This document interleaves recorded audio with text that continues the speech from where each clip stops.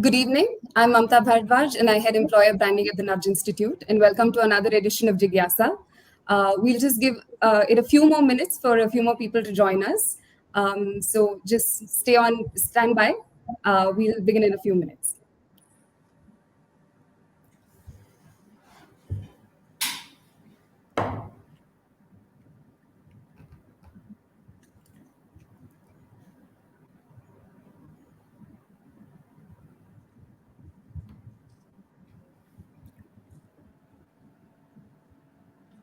Cool. So let's begin. Welcome to another edition of Jigyasa, a platform for you to hear from Nudsters about their experiences solving some of the hardest problems from within the social sector. Jigyasa as an initiative seeks to help you unpack the work and life of an individual in the social sector and give you the tools to access the sector as a part of your own professional journey. A little about the Nudge Institute. Over 9 years ago, we started with the belief that every human being deserves a dignified life out of poverty. Nudge works on ground through its livelihood programs and with multiple stakeholders across the livelihoods ecosystem. Today, we have Ashish Shetty, Head of Finance and Legal, and Vaibhav Budraja, Head of Marketing, discussing the road to impact through central functions. Central functions at the Nudge Institute are what we call hubs, enablers, and go-to-market functions. And these include impact, people and culture, finance and legal, marketing, and fundraising. As functions that appear to work at an arm's length from the field and communities, how do these functions align with the larger impact of the organization, especially in a sector that requires intent?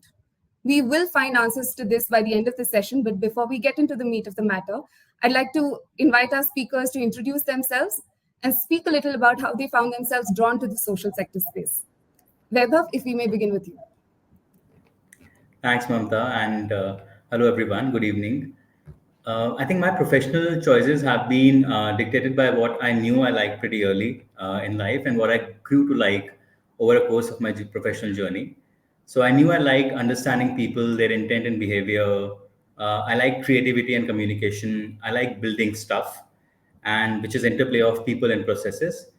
And I think my choice of subjects in my MBA was also dictated by that. So while I majored in marketing, I took some courses of HR, I took some courses of ops, operations.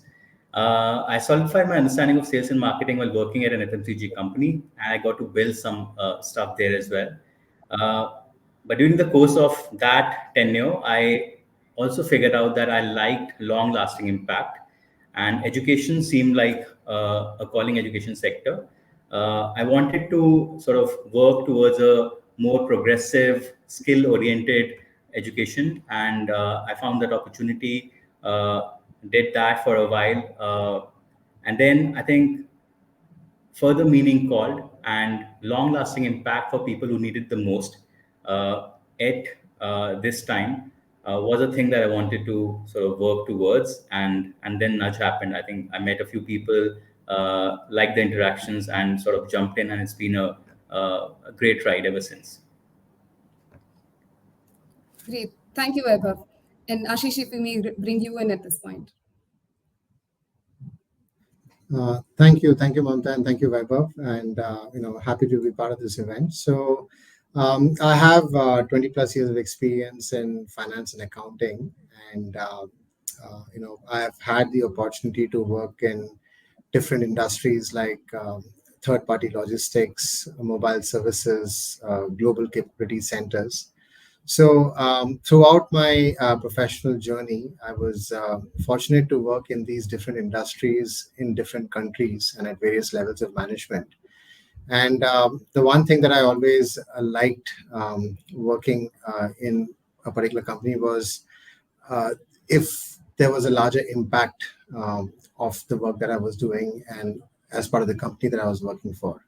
So if I can give you an example, I joined the mobile services industry at Hutchison Telecom. Now it's known as Vodafone in 2003, and I spent 10 years with them in India and a couple of other countries in Asia. So, when I see the journey of the mobile services industry and the impact it has had on people's lives today, be it UPI, be it access to information, all that has been made possible because of all the foundational work which is done by that sector in the first 2 decades of the launch of the services. Similarly, after I spent 10 years with Hutch, I joined Target Corporation in Bangalore, and I was part of the Global Capability Center sector. And now, it's kind of widely known that the GCC sector also has contributed in terms of deepening the capabilities of the service industry in India and helping us really move up the value chain. So throughout my career, I have looked at long-lasting impact to the larger society and to the larger the industry that or the country that we live in, and that's why it was very logical for me to be looking at the nudge, and I was very excited with the work that the organization is doing in the core areas of economic inclusion, building resilient livelihoods, and building an ecosystem for the underprivileged communities in India. So, it was, I would say, an evolution of my professional journey where I worked in different industries, loved working in them, but then I also wanted to be part of the social impact space. Great. Thank you, Ashish. In fact, I think my own journey resonates with both of yours in some ways. I think the ability to imagine your work as an enabler for large-scale impact and long-lasting impact, especially for communities and to empower communities at the margins, was a major driving force for me when I joined the social sector. And coming from a background in journalism and marketing, I think to be able to use those skills that you've honed over the years, to be able to apply those skills with this cause, I think is where that sweet spot was. Having said that, I do think that whenever any of us approaches a job opportunity, we come from a space of bringing our educational background, our professional experience, our passions, and how we can bring all of it together. So, with that in mind, then my next question is, how would you characterize the impact of your function and the role that it plays with the larger mission of the organization? And Ashish, if we may begin with you here. Sure. No, I think that's a great question. So firstly, I can tell you that the finance function in a non-profit is an interesting place to be in. I have been at the Nudge for 2 years, and if I have to take a step back and go back to the early stage of my career, when I started working a long time ago, 20 plus years ago, finance was usually at the receiving end of management decisions. Where we had to figure out what would be the impact of all these decisions from a compliance perspective, from a finance and controls perspective. And we had to react rather than be proactive in what we were doing. But now, at least for the last, say, decade or so, any well-managed organization like the Nudge ensures that finance has a seat at the table for every major decision that we make, considering the fact that we can bring in independent perspectives on the operating model, and we can also stay ahead of all the compliance requirements and stakeholder management that comes with running a large operation like ours. So as the finance head, I need to ensure that I have great working relationships with everyone in the organization. I need to know what's happening in the organization and how are the current programs going. And that positions the finance team to drive meaningful impact. So we at the Nudge, the finance team is involved in a lot of areas apart from its core responsibilities. I'm not going to waste anyone's time talking about what I do on a day-to-day basis of getting people paid on time and closing the books on time. But in addition to that, we also get involved in donor engagements, structuring new contracts. We also monitor the programs that are currently happening. But above all, we are a thought partner to other teams to think through their strategy and execution. And all this comes together in the impact that it has ultimately on the program beneficiaries. Because a well-run operation where all teams come together, which is program teams and enabler teams like finance, ultimately means that we can get our program benefits to our beneficiaries in a fast and efficient manner. Great. Thank you, Ashish. And Vaibhav, if you could pitch in with the marketing side of it. Sure. I think, like Ashish rightly said, I think this collaborating and working towards a common mission is something that all the support functions sort of have to do. It's not just about staying restricted to what you do, but also enabling everyone in their thought process so that it's an aligned thought process going forward. As for marketing, I think wherever there are customers or stakeholders that are scattered across geography, right, and have other people vying for same people's attention or resources, you need marketing and brand building, right, irrespective of the sector. Uh, for us, we have multiple customer segments. We work with governments. We have collaboration with other NGOs. We look at talent very critically. Social entrepreneurs are one of our key segments, senior corporate executives, right? So there are multiple segments that we have to speak to. Each of them has a different understanding. Each of them has a different voice, has a different behavior, purpose. Uh, so for simplicity, I think let's think of this whole circle as an impact pie or an impact pizza, right? So if you have to actually move this, and each segment that I called out, be it government, social entrepreneurs, other NGOs, etc., are pieces of that pizza, right? So if you have to actually move that impact pizza from a small to a medium to a large efficiently and in a small amount of time, right? Almost accelerate that impact. There has to be pull instead of push, and therefore you need to sort of build a brand, and therefore marketing acts as an impact multiplier. You can't ignore a segment. You have to grow each of them. You have to speak to each of them because they understand you differently, and they're at a different life stage, right? Even in those segments, you might have sub segments that are just becoming aware of what nudge is or what any sector organization is. There might be people who have an interest, who have a desire, who you have already as your customers and you want to retain them. So there are different stages as well, right? So function actually acts as both a multiplier and a filter. Think about, let's say we work on a program called IAF, right? And just reaching out to the right IAF fellow can have significant impact of crores in terms of impact multiplication, right? So the funds unlocked with the government uh, through having a right fellow can be significantly different. Similarly, if you scout for the right social sector organization to support and support the right social entrepreneur, the impact that it could have in terms of lives changed in range in millions, right? So we marketers often talk of lifetime, impact and lifetime value for customer. I think lifetime value for customer in this space is immense, irrespective of what the acquisition cost of the customer be. And therefore, I think marketing is a key function, in fact, in social organizations and in the sector. Great. Thank you, Vaibhav. I think what you've been able to do for us is give us that vantage to look at marketing from a certain, viewpoint where, and imagine how it is situated in the larger organizational structure, not only in the organization, but in the sector as well. So thank you for that. Before I move on to the next question, I'd like to address our viewers, our audience, to say that you can share your questions in the comments section, and we will try to answer as much as possible towards the end of the session, which we will get to in a bit now. Moving on to the next question that I have. How do central functions in the not-for-profit space differ from their counterpart?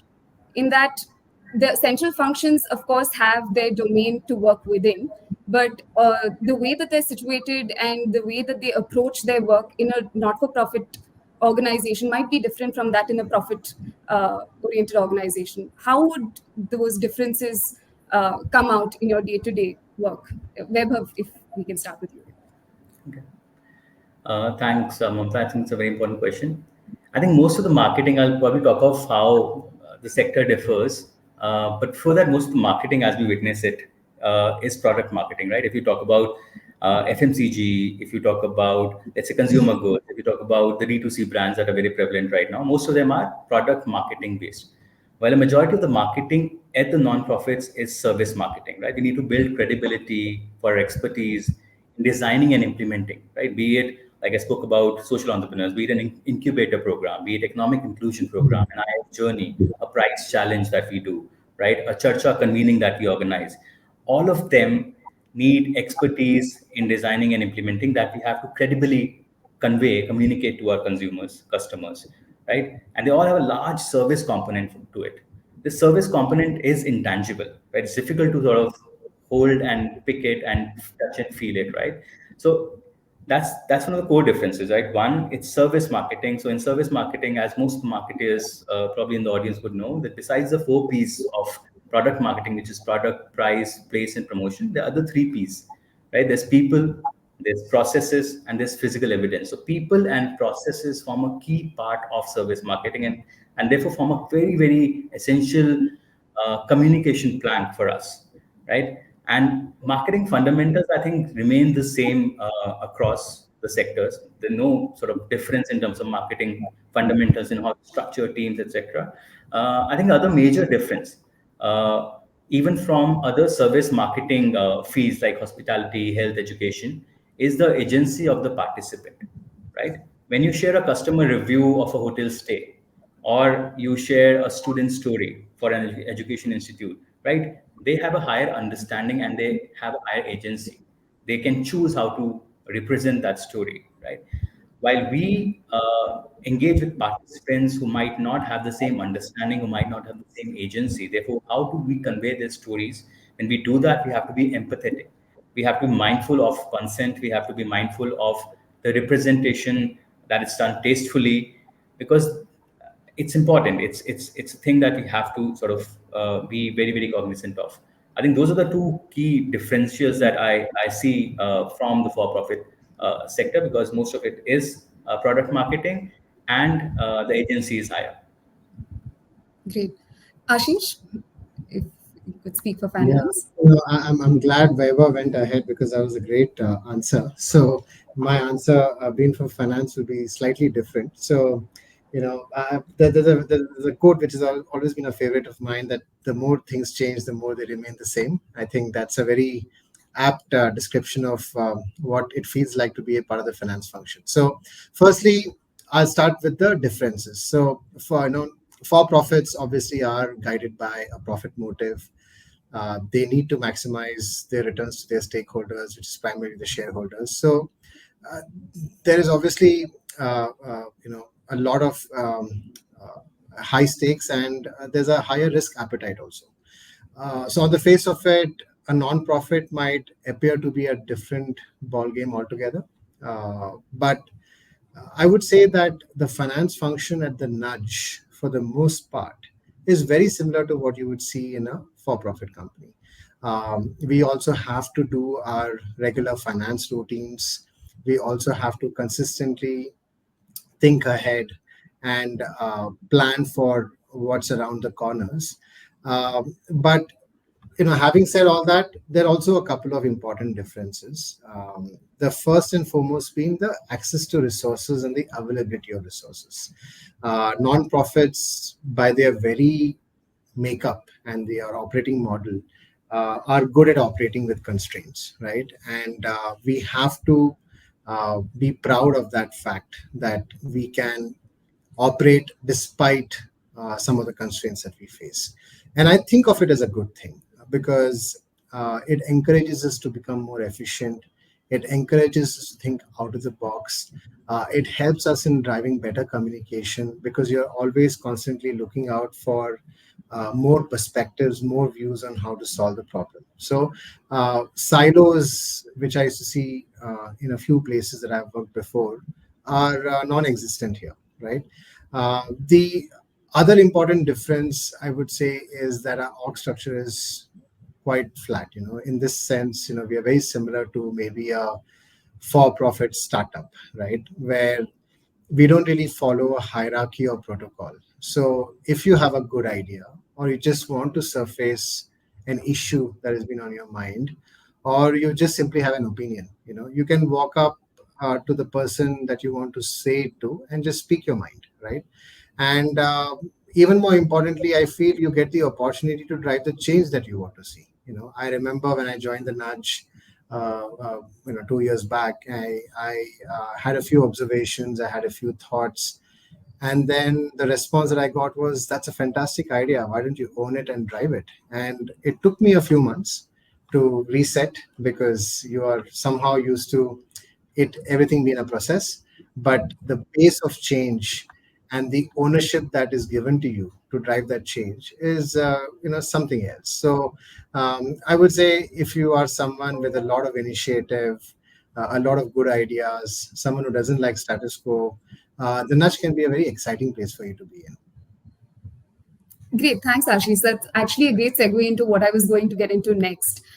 Given the pace of operations and the pace at which processes are evolving in a not-for-profit space, given the structure and the way things are, I'd like your opinions on what are the opportunities and challenges that one can expect when they are a part of central functions in the not-for-profit space. And this is for someone who might be coming into a central function role from a profit space. What are the opportunities and challenges that they will get to work with, maybe in the short term or in the long term? Vaibhav, if we can start with you. Okay.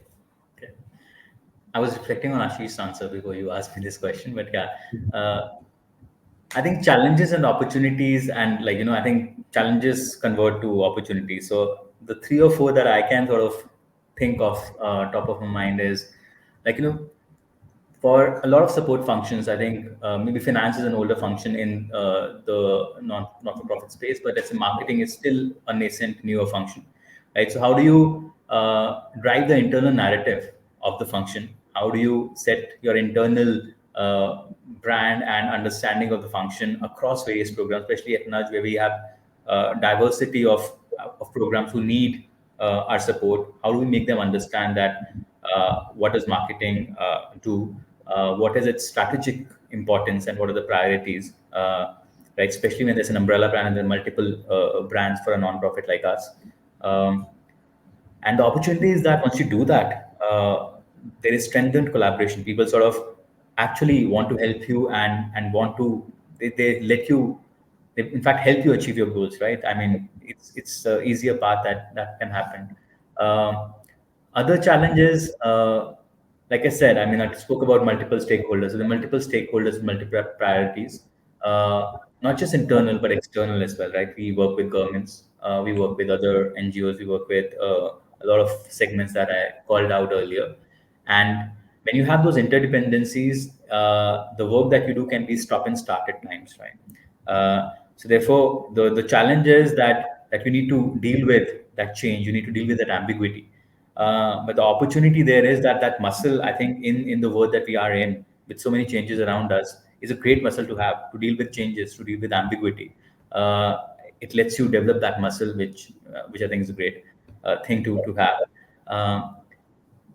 Balancing of, again, I call out like programs and things. Issues are deeper, right? There's so many complexities, like we call them wicked problems.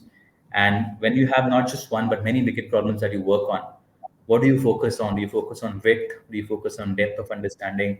Do you focus on width and depth of understanding of program, or do you focus on width and depth of understanding of marketing as a domain? How do you balance your time? And things similar with all support functions. That could be a challenge for an early level, for a mid level, for a senior level professional as well, right? How do you do that? And the opportunity there is that, I mean, you can be so much richer with learning once you do that. That learning of 5 years could be crammed in a year, right? So that's the opportunity that you have. I think other opportunity that is a generic sort of teething trouble for the social sector is how do you get the right talent in? It amplifies for the support functions, because once you actually get the right set of talent, they're very motivated to work on direct impact programs and not supporting the programs. So how do you build that brand amongst talent that comes in? And the opportunity there is that you actually work for solving a problem that you are so intent on solving, while doing things that you love. So if you're actually working in support function in a not-for-profit, you're solving those larger social problems, or solving those larger social issues while working on something that you'll actually love to work on. So that could be the opportunity that there is. Those are some of the challenges and opportunities that I could think of. Thanks, Vaibhav. That actually sounded very encouraging to me. Ashish, if we may bring you in for your perspectives on this. Sure.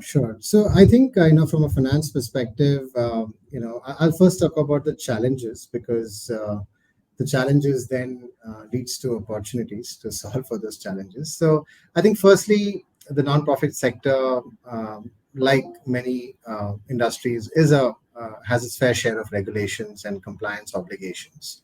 So first and foremost, staying up to date with all those changes and making sure that you are sort of in control of it is very important. Then there's this entire process of stakeholder management. Nonprofits don't have a revenue model which is their product. It's based on inflows that you get from donors. And at the Nudge, we manage more than 40 plus donors, international, domestic, and we're very proud to be having some great CSR foundations as our patrons. So with that comes the responsibility of managing their money and ensuring that you are keeping a very tight control on how these, how the money is utilized for the programs, and how do you monitor the progress of the work. Another important aspect is cash flow management. How do you ensure that there are no disruptions to the programs at any point in time? And that's again something that you spend a lot of time thinking through as a finance team. So these are some opportunities that I've quoted, but with these, some of the challenges that I've quoted, but with these challenges come opportunities to overcome them. So, like I mentioned earlier, that there is a level of autonomy and flexibility that you get here to solve for these challenges. Another thing which I really liked about the Nudge is that in addition to a great team that I have, I also see great talent across the board, right? In other teams, including Vaibhav's team as well. So it also gives me an opportunity to work with those teams and have my team work with those teams, where we can partner and co-create solutions. There isn't any territory that is marked out, and it's our problem that we have to collectively own, and we solve for it, because that's the expectation of the leadership and all our stakeholders. So, in a growing organization like ours, the operating routines can also be fluid. What you think is perhaps a SOP may not be valid after 6 to 8 months, based on how the situation has changed. So, how do you exercise your strategy and problem-solving muscle by planning and executing solutions for these issues?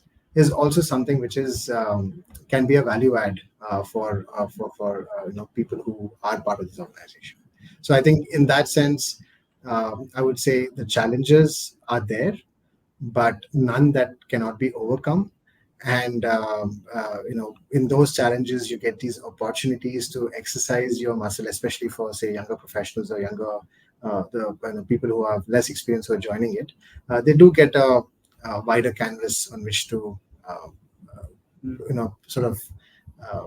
look at these opportunities and see how can I overcome them. Yeah. Thank you, I think Ashish. like Ashish rightly said, I would like to add to that. I think the opportunity of intellectual simulation, which I really value personally, is a lot more, because there's so much diversity of talent that you get, right? So many functions that as a traditional corporate career professional, you won't get to sort of meet or work with, and that's great opportunity, because it opens your eyes to newer perspectives, new things, and I would just like to sort of underline what Ashish said on that point. Yeah, I couldn't agree more with both of you. I think that room for collaboration and a wider canvas to sort of paint your work on, I think that is an extremely motivating factor for especially younger folks in their career journey. Now, before moving on to my last question, I'd like to open it out again to the audience to share in your questions in the comment section, and we'll try and have them answered right after this question of mine. So finally, we have: what kind of preparation does it take to transition into the sector, and what should one expect from this transition and from their job? Again, I'd like to open it up to Vaibhav. Okay. Do you want me to take this, Vaibhav? Yeah, go ahead. Go ahead. Sure. So I think the first is intent. You have to ask yourself, and it's a very important question that you have to ask yourself as to why are you making this change if you're switching from, say, a corporate job to a non-profit job. And even if you're in the non-profit sector, why are you leaving your organization and coming here, right? In addition to everything else that one thinks about, one has to look at, do you identify with the work that has been done by the organization, and what is the contribution that you can bring with your experience, and what is the learning for you from this job, right? So I would say you have to ask the right questions during the process of joining. You have to be very clear on your thought process as well. And, it's also important to understand, again, I'm talking from a corporate, from a for-profit vantage point, because I came from that sector. I think many people make the mistake of assuming that this job could be easier or harder than my previous role. I would say it is different, right? You have to come prepared to learn about the sector because it has its own complexities, and that is something that I wouldn't now. Now I can say it pleasantly surprised me. But while I was in my initial months, it was a journey because it does come with its own complexities and how to manage your expenses and how to manage your commitments. And it also takes a lot of proactive approach to overcome some of the constraints. So, having said all that, I would say we are not doing something fancy or something too complicated. Ultimately, it's the finance job, and the learning curve will not be so steep. But you should also know that as much as you have a great aptitude, you need to have an even better attitude to make the transition easier, right? And that's where I would say, is what you have to prepare yourself as you transition to the sector. And one another thing I'll touch upon, which Weber mentioned earlier, is that think of some of these functions as your landing point in the new journey, in the next phase of your career journey. This could be a landing point for you to feel comfortable doing what you know, in this case being the finance function. But there are tremendous opportunities in this organization and the wider nonprofit sector as well for you to move laterally to anywhere you want to go, right?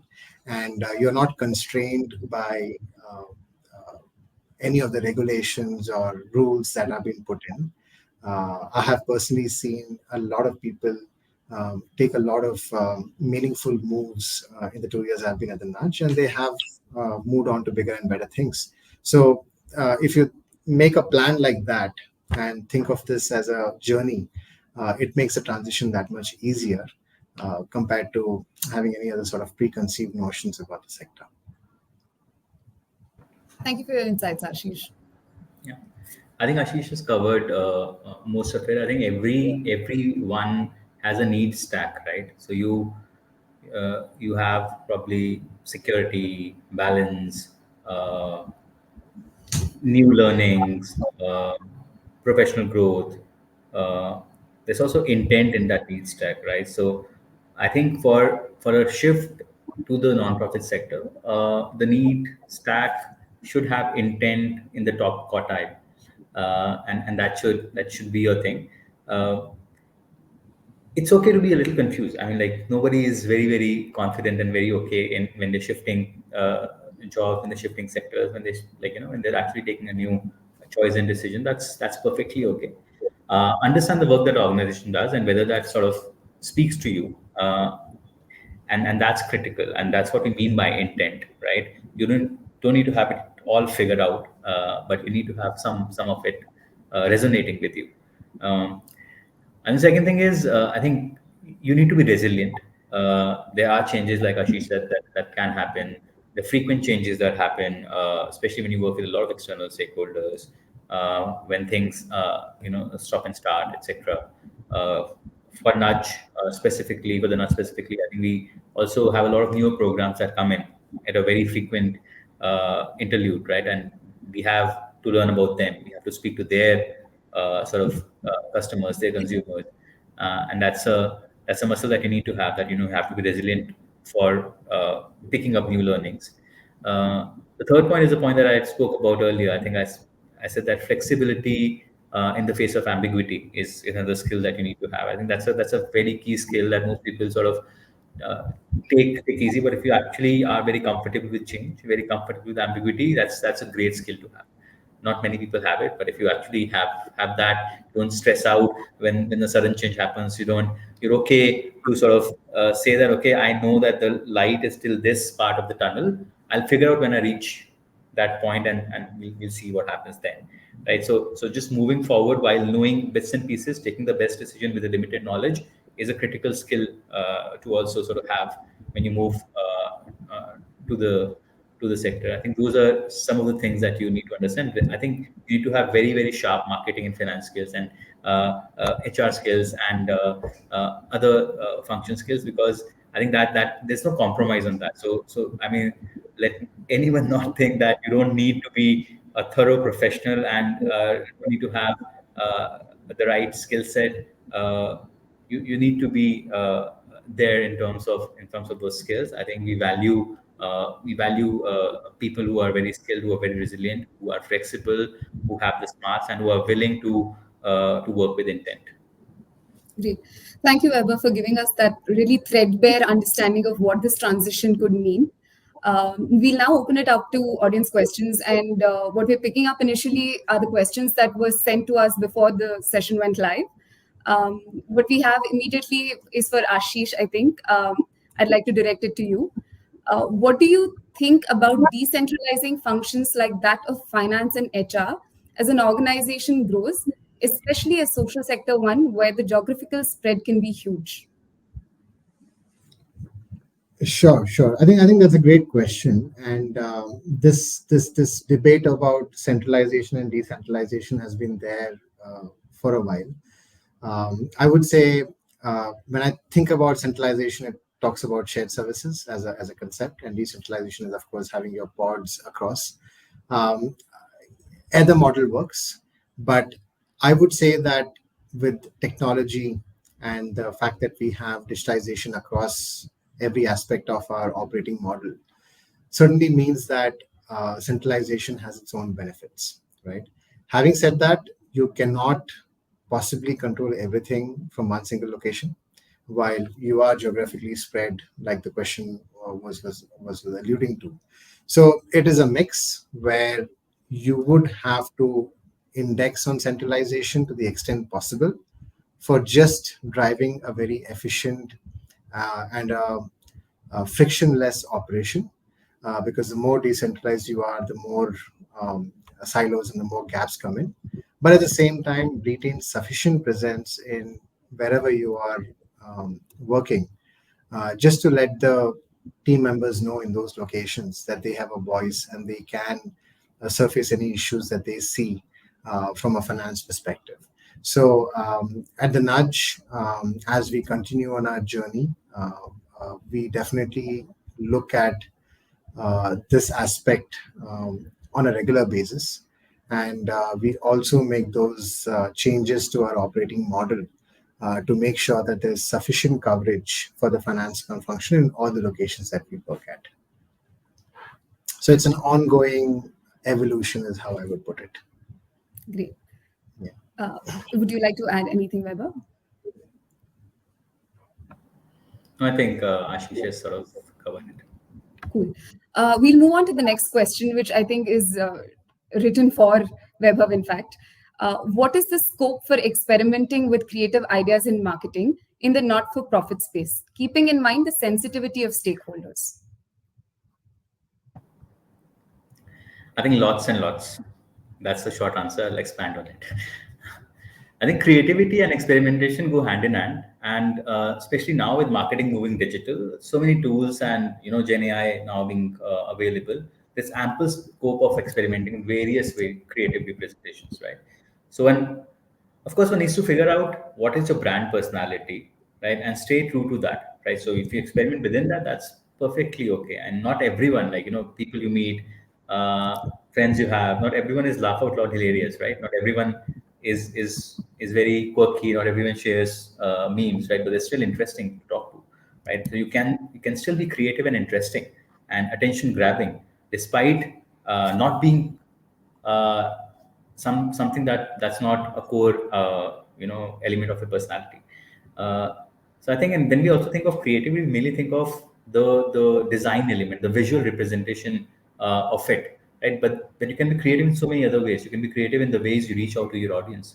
You can be creative in the ways you sort of write, in your writing style, in your sentence structuring, right? How your communication flows. So therefore, I think to be creative, there's ample scope in any sector, and especially in social sector where problems are so diverse that talking about them and talking to so many stakeholders who need to understand the same problem through different lens. There's ample scope of creativity. Great. Thank you, Vaibhav. I think we'll move on to the next question, which is a little bit of a controversial one. And I'd like to bring both of you in for this one. How does one negotiate with the compensation challenge in the sector? And Ashish, being the finance person, if you could take it immediately for us.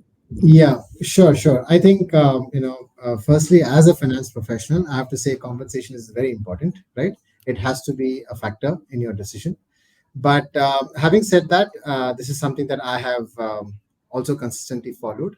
That compensation should be one part of your consideration. I think it's a sum of parts, as we all know. You have to think of it as an aggregation of what could be the job satisfaction from the work that you do. What is the alignment of your purpose or your North Star, if you can call it that, with the organization's purpose?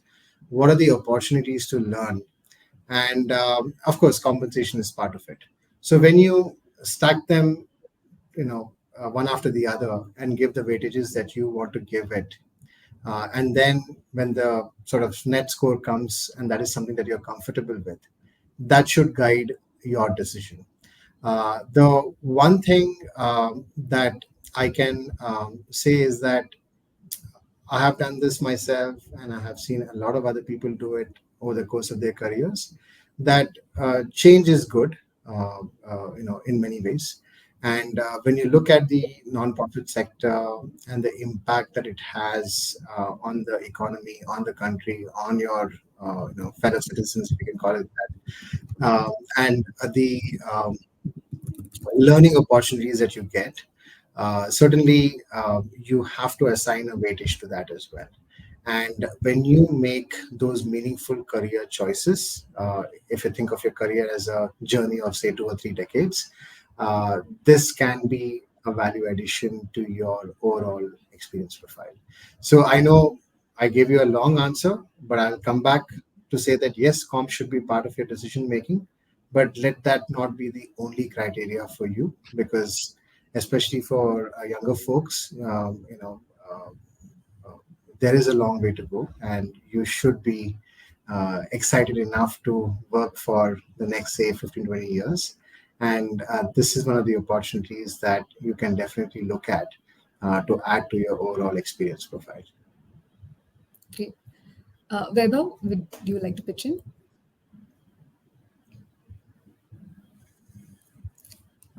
Vaibhav, Sorry. I think you're... Yeah. I think let me first reassert what sort of Ashish said initially, that we don't subscribe to the view that willing to work for the larger social good should be at the sake of sacrificing your own economic health, right? So take the decision to move to the sector once, like Ashish said, that that choice pyramid is very clear. You have all factors that are important to you written down, settled in your mind, and then you can take a considered call, right? Uh, a lot of people, including us, and are trying to shift the narrative of talent being an impact multiplier and not an overhead in the social sector, right? The problems are getting complex by the day. It's an old sort of, it's an old narrative that everyone I've spoken to is sort of moving away from. The problems are getting more complex, like I said, by the day, and impact at scale can only happen with talented and motivated people and not despite them. Right? We're very, very clear with that. And talent is one of the key challenges that we try to solve all the time. Compensation is a very important factor there. The wheels are turning. If you actually see the wheels, like you see things at a point in time and not through the journey. The wheels are turning. Salaries in the sector have gotten better. The rate of pace might not be as high as you see in the corporate sector, and therefore you see the gap might have widened in the sector. But if you see journeys of the sector in various countries, let's say if you see the US, if you see the UK, you see that eventually that there is a turning point where that gap starts to narrow down, and I mean, we're all part of this whole ecosystem. It's a journey that we are on. I think the gap will narrow down, and people are getting to an understanding that these are complex problems, and you actually need even better talent and motivated talent to solve for them. And I am hopeful of a change, being privy to some of the internal and external discussions that are happening around this subject. Yeah. Great. Thank you for that, Vaibhav. We're going to move on to questions that we're getting live right now. And we have one from Anamika Srivastava that says, central functions don't have a very robust peer network system. How do you think that can be done across other NGOs? Okay. Maybe I can take this one. So I'm assuming this question speaks about the internal as well as the external peer network. So, I think as a finance professional, I can say that this doesn't come naturally to us. Most times we are focused inwards with our team and our problems, and we do not sometimes reach out for help, or sometimes we just assume that people can't help us, right? Because we are the finance people and we have the knowledge and others don't. But thankfully, very early on in my career, I was guided by my mentors that the more you network, the more you put yourself out there. It's like a muscle you're exercising.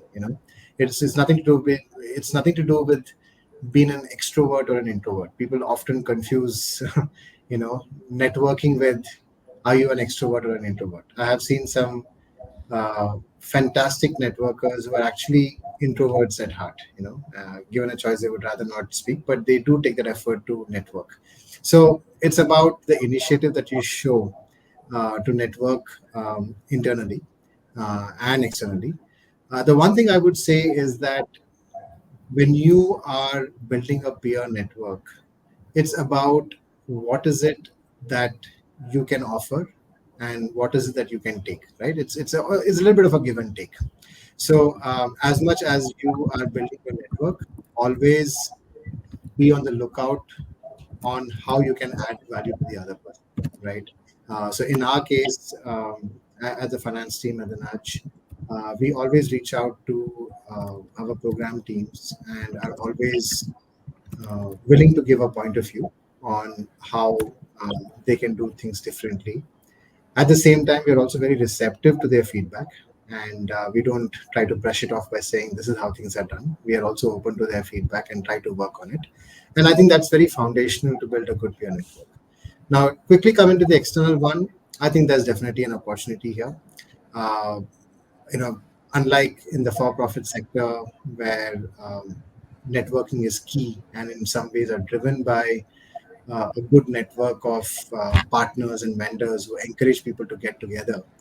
In the non-profit sector, for the finance function in particular, there are not a lot of great opportunities. But having said that, like Vaibhav said, this is a movement. A lot of people are asking a lot of questions around how can we make this sector better in terms of its functioning. And networking beyond your own organization is definitely something that is also been actively considered.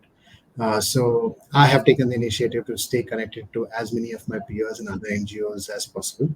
It's a journey I'm on, but I can tell you that the power of networking is a definite unlock, which can help you do your job better. So the more you get onto that boat, and start on that journey, the better for you and better for the organization as well.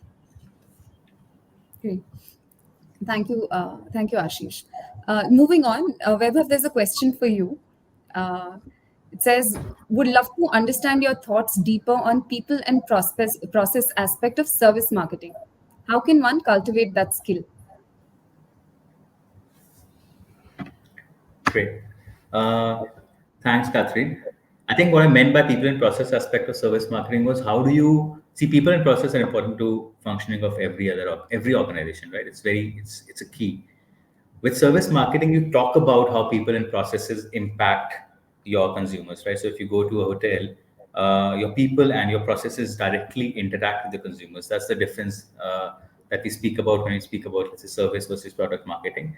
How we can develop that is we can identify people. Like I think we try and do that, right? We try and sort of there's a thing that we do called Let's Just Speak, where we actually try and highlight how people are making a change in their functions and giving their agency to people to talk about their stories of impact once they came in and how they have taken that the organization forward. So how do you highlight your people so that other people also get motivated by looking at them? Is a key to marketing your organization, to building a brand for your organization, because people like to work with people who they feel they can respect, learn from, can work with, and when you actually work with stakeholders who will work with your people, you need to sort of highlight the kind of values, the kind of learnings that they can bring on. Similar for process, right? I mean, let's say I can talk about EIP, for example, our economic inclusion program. So unless you talk about how, let's say, your approach, how your graduation approach is implemented, what is the robustness around it, what are the steps and checks and balances in place for to see that it delivers on the promise it has set out to. You need to talk about that, because once you talk about that, let's say other government bodies, important sort of stakeholders there who are looking at you and looking to partner with organizations that do that, right, would understand that, okay, they just don't talk about this approach, but they also implement that well. So that's what I meant by how do you highlight and communicate people and process aspect of it. Internally, you have to be robust. You have to build those things first, and you have to identify salient features that matter to your customers, your consumers. What do they like to know about your people? What do they like to know about your processes? And then talk about that. Great. Thank you, Vaibhav. Ashish, we have one more question for you. Although you did sort of cover this initially, but it's a little more nuanced perhaps. What motivates you to transition to the not-for-profit sector, and how do you leverage your previous experience in the not-for-profit setting? Any specific skills required to transition?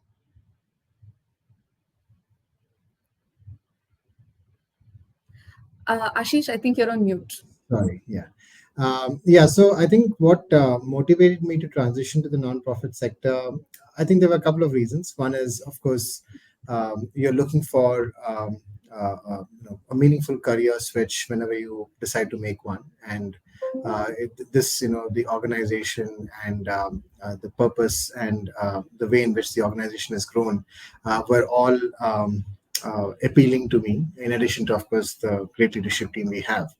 So I would say that was one of the main reasons for it, and in addition to whatever I've covered earlier. But on the specific skills required for transition, I think that's a good question, and I would say the one thing that I learned in the corporate sector was a focus, or a razor-sharp focus, on efficiency and getting the maximum bang for the buck, right? I mean, and I think that is even more truer in the nonprofit space, because it's not something that is told often, but it's something that we should be proud of, that we're running a tight ship, So, and I think that makes the transition that much easier. The second thing, which again, not to keep repeating it, but it's about the initiative and the attitude that you show. Because when you come in here, it's a given that the aptitude will be, discussed and evaluated through the process. But your resiliency when you come in to work with ambiguity, like Vaibhav was mentioning, to be flexible enough to change your operating model, to go out there and reach for help when you need it, because when you ask for help here, you always get it, right? So these are skills that you need to transition just to make the journey that much easier for you. So I think that's broadly how I would put the essential skills required, because everyone is on their own journey. So the motivations can be different for different people. But what I would leave everyone is that it's a very meaningful career experience. Is how I would keep it. Great. Thanks, Ashish. We'll actually squeeze in one last question from the audience. A young talent has a perspective of uncertainty that prevails in the sector, and frequent changes in government policy regulations is what the development sector always goes through. How can non-profit players ensure that their talent and career doesn't get impacted? I'd like to open it up to both of you and whoever wants to take it up.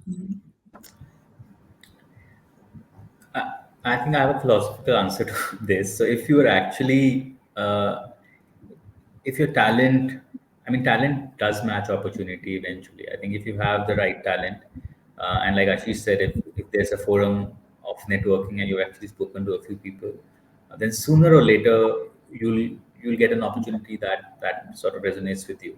I understand what you mean by constant changes that and turmoils that the sector can go through at times.